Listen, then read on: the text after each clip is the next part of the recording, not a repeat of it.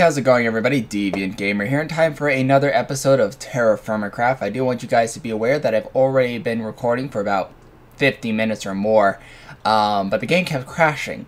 At first, I thought it was because I updated TerraFirmaCraft. Before and currently, I was using 77.13 version of TerraFirmaCraft. I updated to 77.21 because it's basically a whole bunch of bug fixes, nothing much more than that. I think a later item that I don't have yet, they improved it a bit, but other than that, it's pretty much just bug fixes. But I was getting that chest glitch, and the ones that you may remember, you open up a chest, and then the lid stays open. It was a multiplayer glitch in vanilla Minecraft for a while, so I was getting that glitch. So I'm like, okay, I'll use version 13 for a while. So I'm still on 77.13. I also added a mod add-on, and I was still getting it. The game was still crashing. So I removed both the mods and the update. I always back up my Minecraft before I do anything, and I loaded the original Minecraft before I even made any changes, and it was still crashing. So I restarted my whole computer. So an hour later, I hopefully can record this episode for you guys. But because of the crash and all of that, somehow I lost my pickaxe. So I am gonna have to make a new one, but I won't cheat one in because it was about broken anyways. But what I did show you guys, which is why it crashed and Minecraft broke, is I was showing you that the vanilla place two types of tools of the same kind, and they add their damage values together. Works as well. So as you can see, this was used a bit, and this is almost dead. This probably has like 1 or 2 blocks left, but now I have a perfectly healthy one. The 2 prospector picks, one of them is not fully broken, as you can see, and the other one has a lot more use than that. So I'm gonna use this one a little bit more and then combine the 2, basically, so I don't waste it. And I think it doesn't just add like 1 + 1 = 2. I think it's like 1 + 1 = 3 when they add, so they kind of get a little bit more than their combined damage values, which is nice. Last episode we used we made some bismuth bronze, and I kept them in liquid form, and the reason why is because, like copper, oopsies, wrong button, sorry. Like copper, you can only use an anvil of its material or a tougher material, and because I don't have an anvil made out of bronze yet, I can't make bronze tools out of the anvil. I can only pour it into a mold, and bronze is the last tier of metals that you can do this for. Obviously, you can do it for copper. That's how I was able to make my copper tools in the beginning, is make a ceramic mold and melt it into it. Bronze is the last metal in the tier. I think there's like 6 or 7 tiers. I think there's 6 tiers. And this is tier 2 metal, is bronze. You can pour this into ceramic molds and make the tools, so that's what I'm going to do, but you can't make it out of an anvil unless you have a bronze or tougher anvil. Any metal higher grade than that, you have to have that anvil or stronger. So I wanted to let you guys know about that.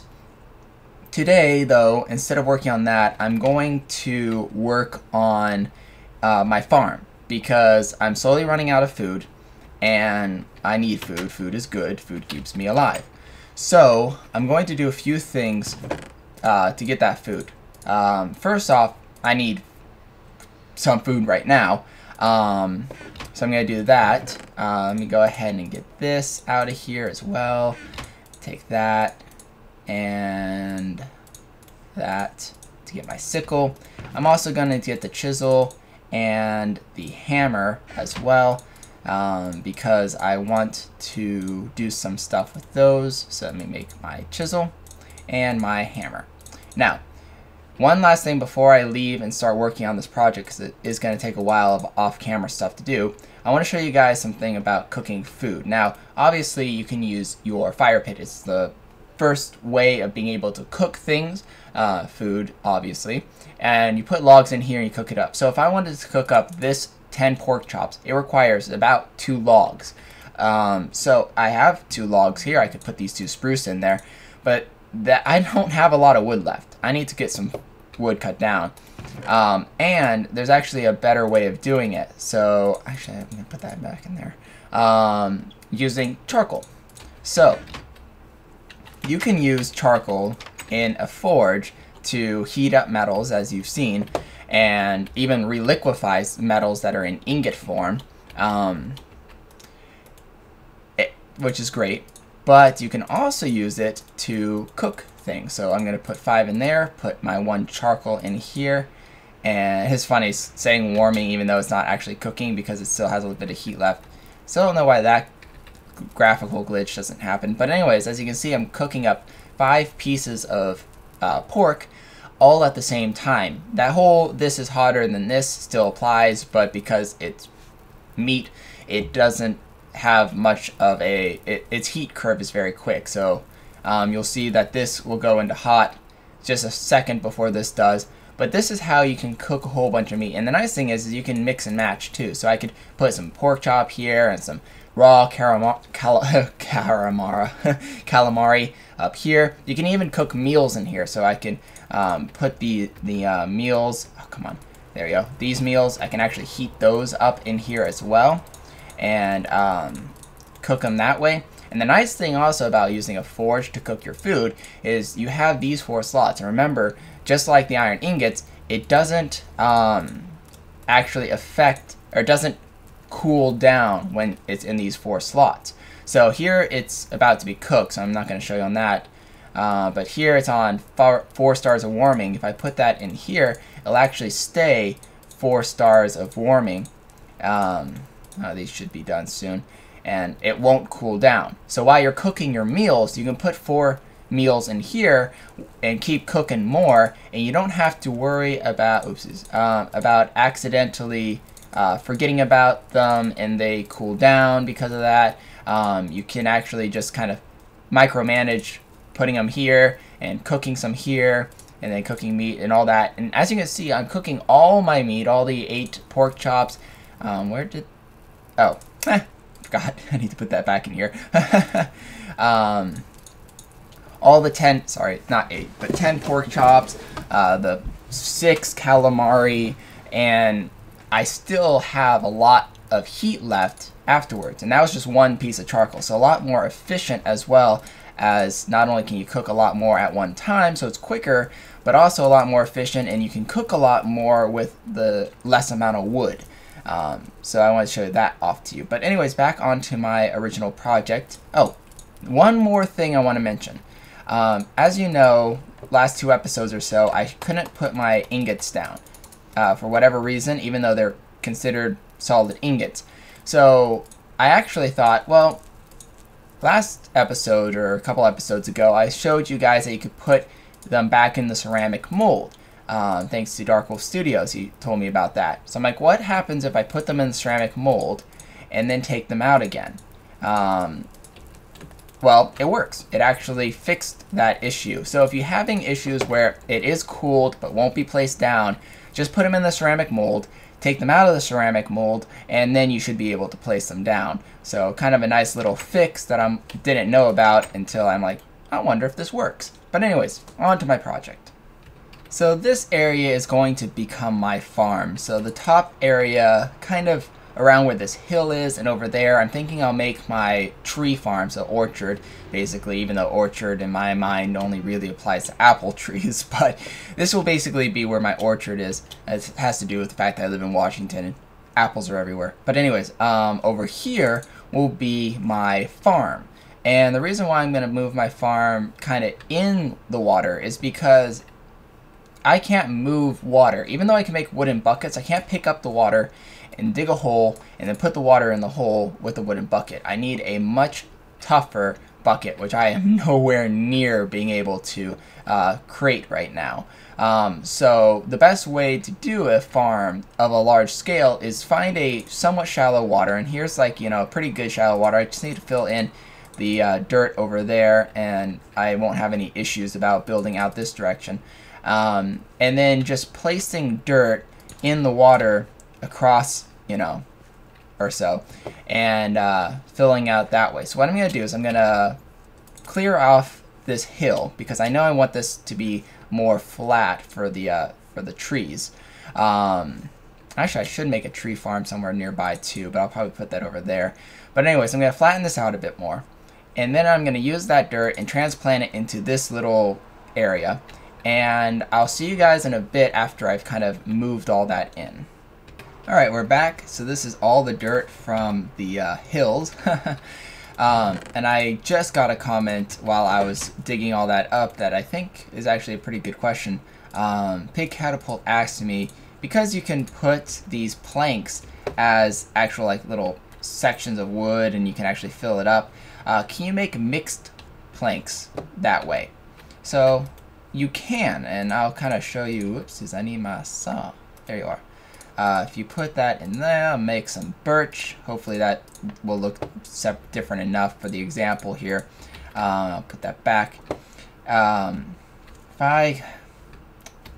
we go. That's good enough. Okay, so if I put this here and some birch planks next to it, you can see I can still fill them up in the same spot. So if I wanted to, you can make kind of like almost like a checkered or stripe pattern and put like birch in one side and then like some type of reddish wood in the middle, and you got like a white and red kind of mix there. And because they're all filling in one slot, when you use your axe to your axe to break it, you break all the pieces and you get the individual ones back. So you can make some really cool designs with that. I also came in because it was becoming nighttime, and I needed to cut planks anyways because I was going to make a chest. So it all worked out. But I'm going to just quickly do that and leave and go over here. Trip over everything because you can't. Oh, no. No, no. No. No. Alright. Let's go. Oh, come on. Sprint. Thank you. So there's the hill gone. I kind of tried to curve the dirt around it to make it still look like it's a natural incline. Even though this is flat and that's not very natural, it at least will not look like I cut a square against the wall. Even though this is natural, which is kind of funny, it won't like look like that, which is what I like. So anyways, I'm going to break all of this stuff, put my chest right about there is good, and fill it up with dirt for now. And I'm going to start filling in that void there. Alrighty then, so I just filled that area up and I cut in a corner here because this is where my farm will start. It'll go out on this side for now, and then I can expand this way if I want to. I almost fell into water. I'm like, where's the edge? So my farm is going to be a very simple design. Going to start off with one gap of water on all sides. Now, because of that, let me go ahead and cut in a few. 1, 2, 3, 4. I may put 5 for a good example here. So if I fill in 1, 2, 3, 4, and 5, and make a 5 by 5 square here, I will be able to fill in. Shoot, it's becoming night. Hold on. Alrighty then. So I moved all the seeds over here. It took a bit of time. But here's all the ones I have in the A category: wheat, maize, tomato, barley, rye, and oats. So tomato at the end because these are all kind of like similar. Then I got rice, onions, cabbage, soybeans, and green beans for the B category or B minerals. Then potato, garlic, carrot, yellow pepper. I'm also missing squash and red pepper. So there's 2 more spots for that, which means that the B category is going to be 1 less in the way of how many plants it can carry than the C category. So one of these I'm probably just going to have to plant twice to make it fit the pattern that I'm going for, but that's alright, I don't mind that.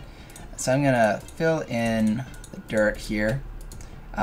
So like I was explaining over here, water will hydrate up to 4, just like vanilla Minecraft. So 1, 2, 3, 4. And 4 this direction. 1, 2, 3, 4. So because of having water all over like this, it can fill up the whole area. But what I actually want to do is double that, because I'm going to be going water on all the sides here. I'm going to go out another 4. 1, 2, 3, 4. And then another 4 this direction. So 1, 2, 3, 4, 1, 2, 3, 4. Let's go 2, 3, 4, and 1, 2, 3, 4. So if I fill this in, I should be able to get hydration on all of the plots of land. At least that's my hope, because I would be very, very sad if like there's one spot in the middle, which is most likely going to happen, knowing my luck, that's not going to get hydrated. So let's see. Let's go ahead and hydrate, or not hydrate, but kind of like cut around this area, filling it up. And over here. And over here. Ah, Minecraft. How it takes so long to do many things. Alright, there we go. Now if I go into my mode of minerals, as you can see, all of them should be full. It obviously doesn't have anything in there, so it's just going to show equal bars. But this is my hydration. As you can see, it's hydrated on all sides exactly like it should be. Now if I extended this one more across, and you know what, I'll go ahead and do it just to show you, and I won't actually like put anything on it, but just to like, you know, show you how it would look. Put that there. It should have hydration up to here, but this spot is going to not have hydration because of there, and there should be a gap to the left and right, but I guess I didn't fill it out enough. Let's see. Yeah, this is the hydration gap here, and that's the hydration gap for that direction. So these two spots wouldn't get hydrated, which is not what I want, so that's why I have it spaced the way I do. Now this should fill in if I do it like that. And yeah, there we go. Just making sure I didn't screw up with the water. Remember, you need 2 solid blocks on each side for it to fill in. So there we go. Alright, so what I'm going to do is I'm going to plant one type of harvest in here, and using a grid pattern. So I'm going to try and figure this out, and I'll be back after I kind of separate it out. Be back in a second. Also, I'm going to plant a few more of these plots too. Welcome back, everyone. So I finished planting what I could plant. Obviously I have some extra. Here's kind of a rough idea. I was thinking of it. I'm like, okay, how am I going to put these plants on? Because there's at least 6 plants max per category. The B category only has 5 plants, but the A and C has 6 plants. But this is an 8x8. Can't really put 6 plants in an 8x8 evenly. So the best solution I could make is make them into quadrants of 3x3s on the corners. So there's 4. Then the edges would be 1, so that's 5. And then the middle would be a third one, which would be 6. So the ones that are striped down the side middles on those will have the most crops available, because the 3x3 would be 9, so this would be 1, 2, 3, 4, 5, 6, 12, 24, a lot more for these guys. And this would be the smallest. But there's certain plants that can be harvested multiple times, one of them being tomatoes. So I put tomato in the middle here for the 4 quadrant. Obviously I only had 1 tomato seed. I can't remember what I put where here, but basically I filled up these sides and with as much as I could, starting from the corner going outwards, so at least I knew how much space I had left available on those. And then same here, so the middle ones here are green beans. I know that because it has the sticks. And messed up here, I was going to put those 2 on this side, but whatever. And filled up here as well. The middle I left blank because this is, remember, the C category. There's only 5 types of fruit here, so the middle one wouldn't be filled with this setup. Then here is the C category, and remember I'm missing red peppers and squash, and this is yellow peppers. Yellow peppers is listed as one that has multiple harvests, so when this grows I'm going to see if I can pluck the yellow peppers out, and if I can, without destroying the bush completely, then I'll leave this in the middle, put red peppers in the middle of this one, and then another set of tomatoes, most likely, because then I'll have 2 different kinds of peppers, the other set of tomatoes here. So at least I get 8 tomatoes and 8 8 peppers, 4 yellow and 4 red, each harvest. So that would kind of make up for the fact that they're in the smallest section. And then whatever fruit or vegetable I want the most of, put them in the lines here. And then you always leave one blank. Obviously, if I can harvest red and yellow peppers like I can tomatoes, then the small little 4x4 here will always be filled by something because they won't go away. But you always want to leave one empty. So this is my empty one, and as you can see, it doesn't have a lot of material. So if I go here, you can see the bars are huge and the bars are little here because I manually placed these. So it's not going to have a lot of nutrients to begin with. It's actually going to be quite dead. As you can see here, this is taking up C. Remember, red is A, so you always have to look at it like this direction. So as you can see, C is pretty much drained on all these completely, where here B is drained completely on all of these, and A is drained completely on all of these. So these, for the first harvest, is going to be very, very slow. And actually, if I wanted to really do this properly, I probably should have let the whole thing sit and not touch it. But yeah, whatever. Doesn't matter too much. But by the time that a season has passed, this should get all of its nutrients back. It should be full bars like this is.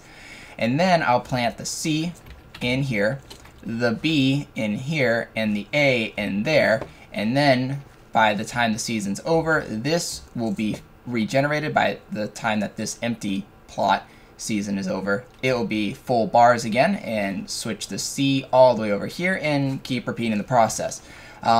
It's actually very close to how you do it in real life farming back in the good old days before you had artificial, well, not really artificial, but nutrients that could be introduced into a field.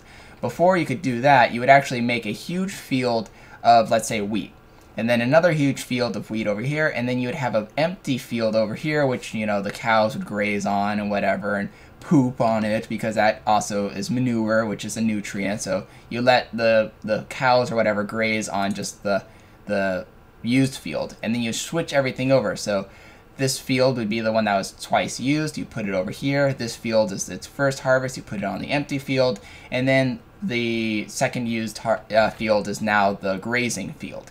So it's actually very close to how you would do it back in the day. So I really like how they add that aspect of nutrients and which plants like what nutrients in this game, because it makes it an interesting process to farm. You can't just keep planting over and over and over again on the same field. So anyways, I'm going to let that grow. It is wrapping up point.